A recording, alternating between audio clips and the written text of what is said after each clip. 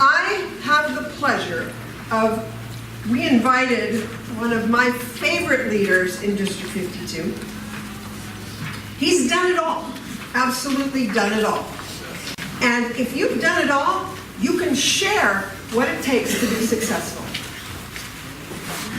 Our speaker today knows what he's talking about when it comes to building new clubs. He builds clubs in one launch meeting.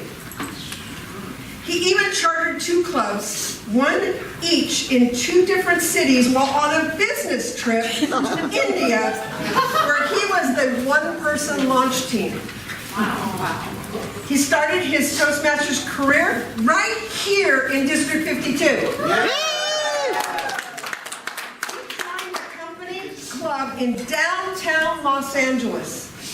Through the benefits of Toastmasters, and listen carefully, he gained 5 promotions professionally. 5. In 1990 to 1991, he served District 52 as district governor. That's the same position that Agnes holds right now. It was called district governor back then. The district had not been distinguished for the previous 3 years. He and his team led District 52 to distinguished district status. But he's even more proud of the fact that this was the first of 4 years in a row that this district was distinguished. That means he did not just do it for himself, he did it for the future. By the time he decided to run for the board of directors, he was now a member of Founders District, one of our neighbors. After serving 2 years on the board of directors as an international director, he was elected to executive office. At the 2001 International Convention, he was elected as president of Toastmasters International Worldwide.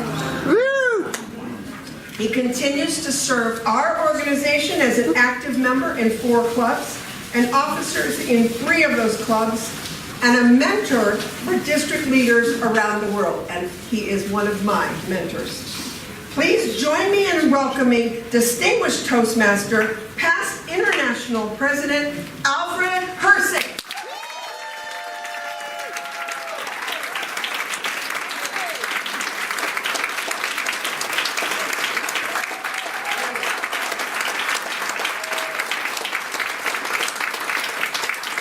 Good morning, District 52. It's great to be back home. You know, last Sunday, I was up in District 33. They were having a presidential visit. And Deepak Menon, our international president, was visiting. And I'm going to steal a line from him. Now, if you steal from one source, it's plagiarism. You're going to see my presentation. I'm stealing from multiple sources, so that's research. How many of you are members of the best club in the world? All right, good for you. All right. And I want to acknowledge you that are here today, actually, because this is club officer training. And if you are already serving in a position that you've already served before, but you're still here to get trained today, I want you to stand up because I want to recognize you as superstars in District 52.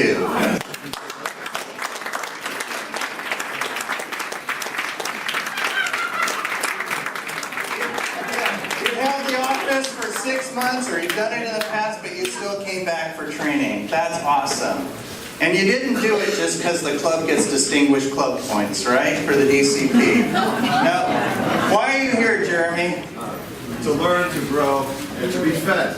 To be fed. To learn and grow. To learn and grow. You know what I found is every training I learned something, even myself. I mean, I've been a Toastmaster since last century. And I've held these offices over and over and over, and I continue to serve. Yet when I come to a training, I still learn. I learn from you. I learn from the trainers. And I learn from the audience. And it's so great when people come back because they now have training. They have experience, okay? The first time you attend club officer training, there's material that goes whoosh, right over your head. And if you were to sit in the exact same session, hearing the exact same speaker, you would pick up new material that you missed the first time. But it's not going to be the exact same session. It's going to be a different session, and there's going to be additional new information. Plus, now that you have the experience, You're in a position to ask deeper questions and actually contribute to the conversation. Well, here's what happened in our club. Here's how I handled that situation. And that's what makes it special. So I want to start by acknowledging all of you. Congratulations. And by the way, I always laugh when I hear these introductions. It's like, you know, is there anybody in the room that hasn't been introduced? So if you were not introduced, stand up and let's recognize you. Okay, we want everybody to acknowledge.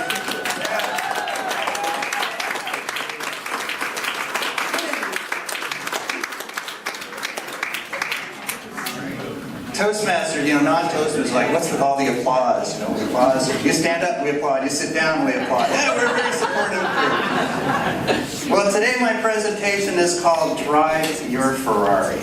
Because I believe that Toastmasters International has, like Ferrari, a worldwide reputation. And it is powerful. But our power is a little different. Ferraris are fast and beautiful. But for our Toastmasters has the power to change people's lives. I'm so grateful for Toastmasters. I'm so grateful for Beverly Andrews, a past district governor of District 52, because she founded the Toastmasters Club at the company I would eventually join. If she hadn't chartered that club, that lunchtime meeting where I was already at work, it was convenient, I may never have joined Toastmasters. And my life would have been completely different. And so John talked about building new clubs. Think about that spark. You could help launch a club that could provide the organization a future international president. Or a world champion of public speaking. That's the power you have. But even if they don't do that, you're going to have the power to change people's lives. Think about how your own life has been changed by Toastmasters. Let's give that gift to others. That's an amazing thing. Now, we're so lucky to have Agnes here. She's our district director. I mean, do you realize that there are only 120 district directors in the entire world? The organization continues to grow. Which means, if you were to walk the streets of the world, you're more likely to run into an ambassador from a country to the United Nations than a district director. That's how rare they are. So let's acknowledge them.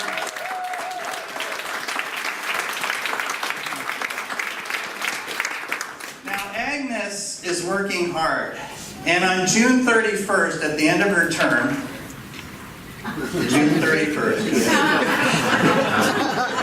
she's going to be exhausted, and she's saying, you know, I need to take a break, and I'm going to take a month-long vacation. I'm going to travel the world, but you know, I'm concerned that when I come home after a month, my car might not start. Sitting idle for a whole month. So what if she were to ask you, you know, if you don't mind, if it wouldn't be too much trouble, would you mind starting my car a couple times a week, just to make sure that it works when I get back? How many of you would accept that offer for Agnes? You're nice people, that's great. How many of you would be excited about that? Yeah. Agnes, what are you driving? You know, probably not, probably not. It's not, okay, I'll do her a favor. But what if instead Agnes would say, Jeremy, out of all my friends, I'm going to give you first chance to drive my Ferrari while I'm gone. But wait, before you accept, there are conditions, okay? If you're going to drive my Ferrari, you have to drive it every single day while I'm gone. Because these are Italian finicky machines, and if they sit idle, things start to fall apart. So you have to promise to drive it every single day. And this car, it's beautiful. I mean, Ferraris have been in the Museum of Modern Art. This car does not go through the car wash. If you're going to drive my Ferrari, you have to promise to hand wash my car once a week, just to keep it looking sharp. Will you drive my Ferrari? I'm in. All right, good. How many of you would accept that offer? Yeah. And some, would you be excited about that? Yes. That's a whole different approach. Now, some of you are going to say, I don't know, every day, hand wash? Oh, no, thanks. That's okay. Well, I'm going to talk about leadership in Toastmasters, and we need to approach it the same way. because Toastmasters does have a worldwide reputation. It is powerful, and leadership is one of the keys in changing people's lives. But is it for everybody? No. Should we keep it special? Should we require certain things from our officers, like attend club officer training? Yes. And if they're not willing to do it, we say, sorry, you miss out. All right? Out of all my friends, I'm giving you first chance. If you don't take advantage, I'll give it to somebody else. And that's the power of it. Now, you travel the world pretty much anywhere. You could say, you mentioned to somebody Ferrari, and they go, ah, Ferrari. People used to say Toastmasters is the best kept secret. I don't think it is anymore. Over 5 million people have been in Toastmasters now. We currently, I want to pull out my sheet with the stats so I have it. By the way, we're recording this, so we timestamp this. It's January 2020 while we're doing this. By the way, key point that's going to be really cool. In the year 2021, hindsight will be 2020.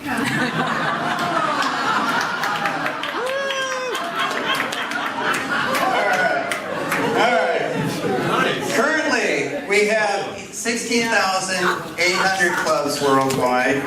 We have 120 districts, as I mentioned earlier, 358,000 members, and we're in 143 countries.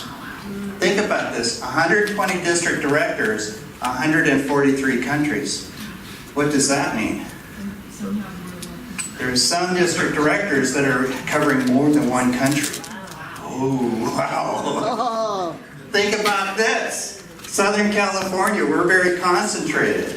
We have District 52, we have District 1, we have District 100 to the south, we have Founders further south, we have District 12 Inland Empire, District 5 in San Diego, and District 33, Thousand Oaks North.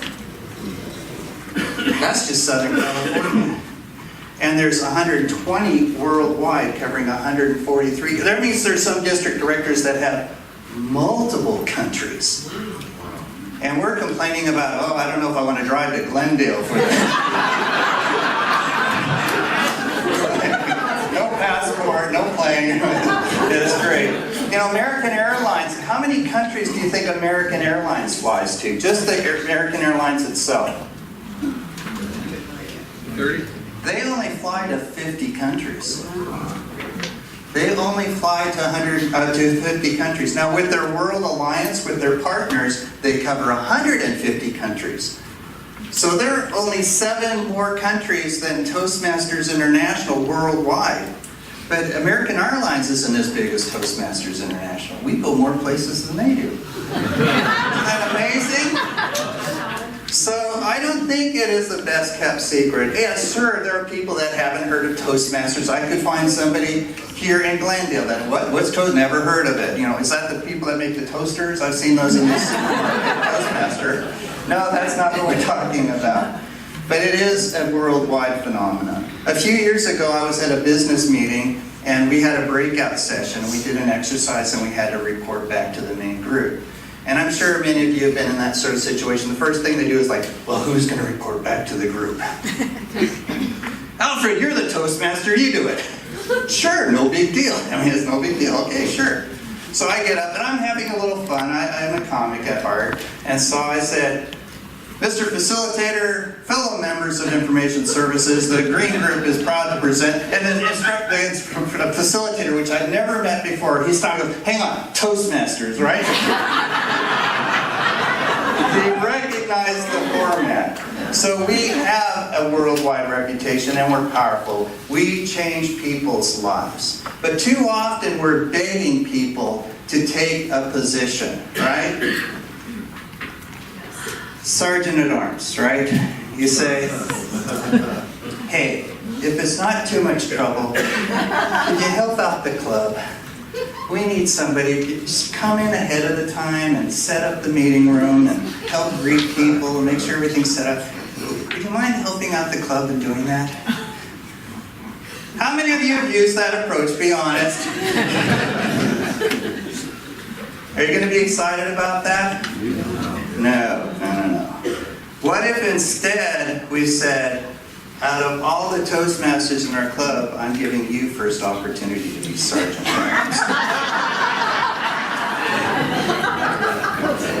Now let me explain what that means. That means you're going to be a member of the executive committee. You're going to have a say in how this club is run. And you're going to build some skills by being an officer in this club. What skills is he going to build as a sergeant at arms? Organizational skills. Time management. Administration. Delegation. Delegation. Connectivity. Technical. Technical, what was your sort? Connectivity. Connectivity, networking. Researching. Being bold, yeah. Getting in front. Hospitality. Yeah, hospitality. Now, one of the other things I stole was, this is from District 101, and Roberta Perry. Is Roberta here? She was announced, but I didn't see her. She presented this in District 33 last week. And if this, you've got this was from District 101, and they gave her permission to use it, and I'm using it as well. Under Sergeant at Arms, here's what they say you can say. Inventory management, master of ceremonies, interpersonal communication skills, customer service. Is customer service a skill that corporations are looking for? You bet. Negotiations. Is that something companies are looking for?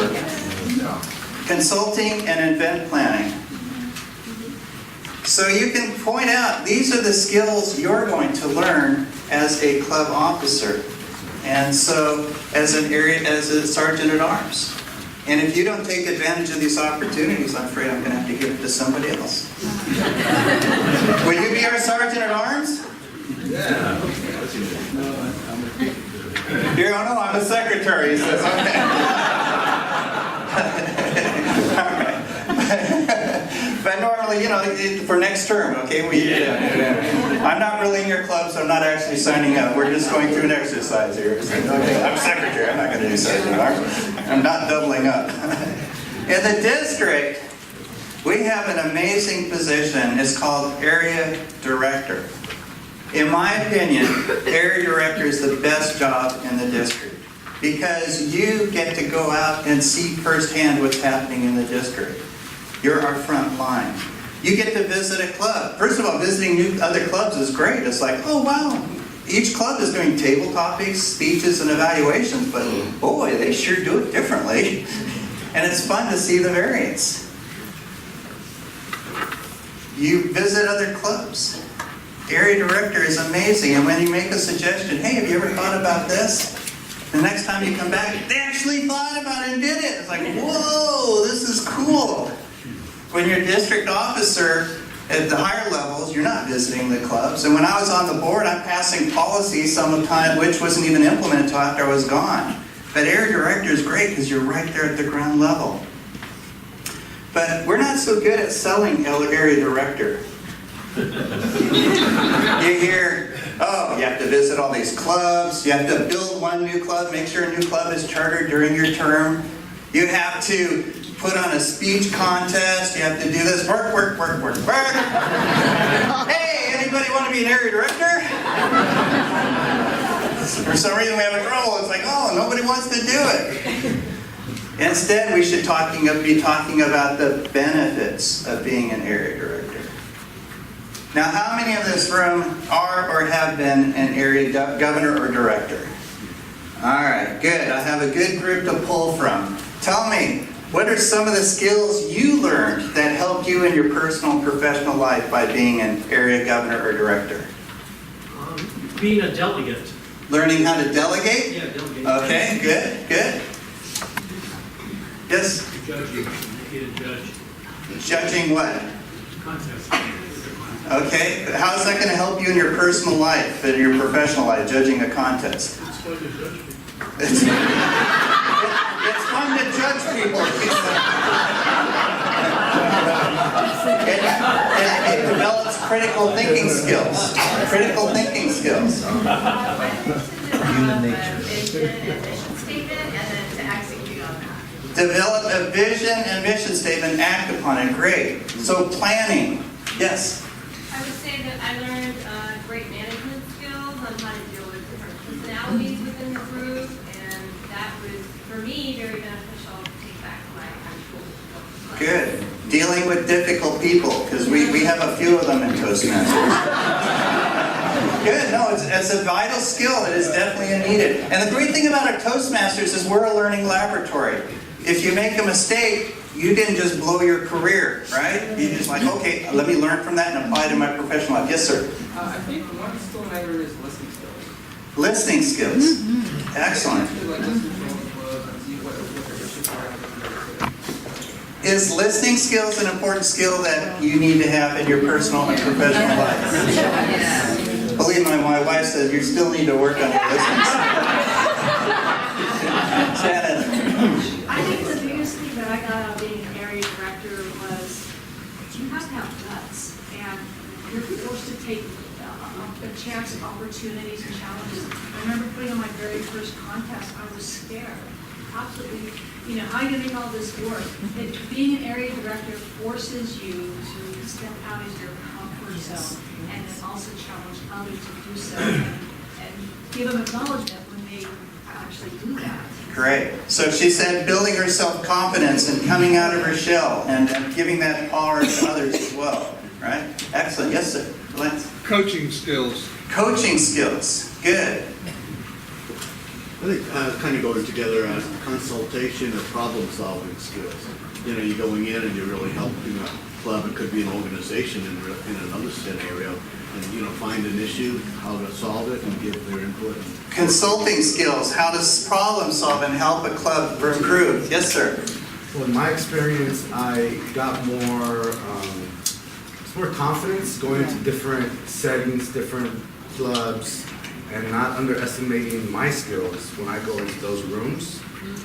Just gives you a lot of confidence. So building your self-confidence, not selling your short, and developing those skills and expanding them. Circe, you need to come up here because Circe, chances are, is going to be our next district director. So those of you in the room, you should be like, oh, Circe, please let me be an area director. I need to be an area director. Please, please.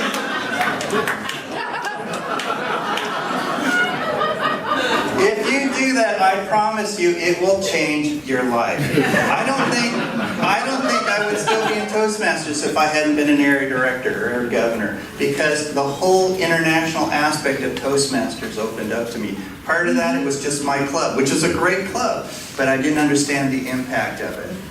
So my fellow friends, Toastmasters, I encourage you, I implore you, drive your Ferrari.